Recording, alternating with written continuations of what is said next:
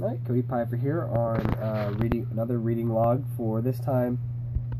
Just a very general idea of, website, and they said, find a book that received an award.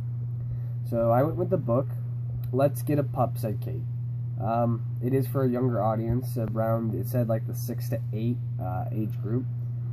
It is by Bob Graham, I'm going to pronounce it like that. And it was copyrighted in 2001, published by CP. Now, this story is a very fun-loving, kind of go-happy book, and really the moral of the story is for more of a physical, just enjoyment reasons.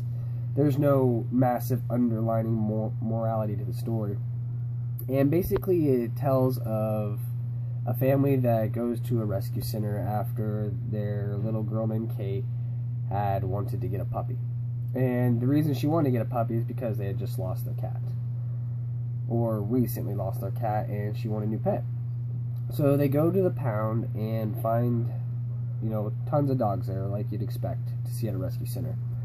And they pick out a new puppy named Dave. Well, on the way out, we can see that Dave is interacting with another dog that named Rosie. She's a very older dog, and she was the family's other choice. And being an older dog, they of course went with the puppy and took him home. Now at home, the puppy is, all happy-go-lucky, like a puppy should be, running around, loving stuff. But when it hits nighttime and everyone tries to go to sleep, Dave, which is the puppy's name, refuses to do so, and instead, stays up night and crying and just being completely restless.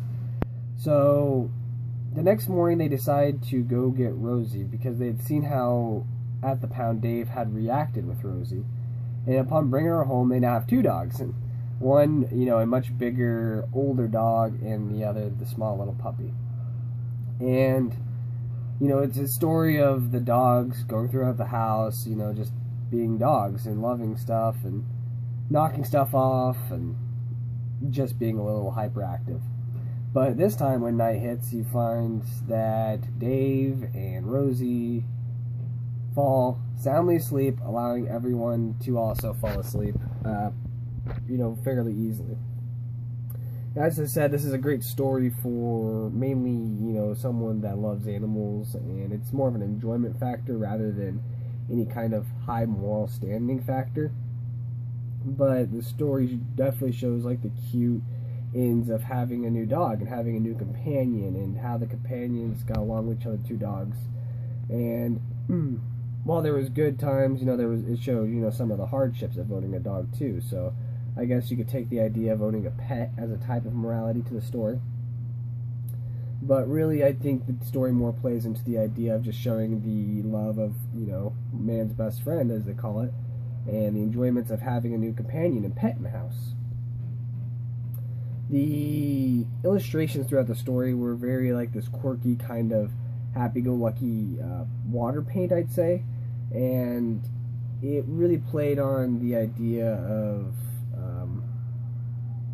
you can't see much expression because the faces are very small. They're very, just look like like a comic almost. And it's something that a child could relate to, like the kind of artwork that they could look at and be like, hey, maybe I could do something like this. And it was really very watercolored. It was pretty. The font is actually also very, attuned to a child's liking. But the illustrations and everything just played out to show the true love for pets and the dog itself. And the quirky illustrations, and you go through the pound, you see all the different varieties of dogs. It really plays into the book, and it highlights and just shows a beautiful story of owning a dog and ending up owning two dogs.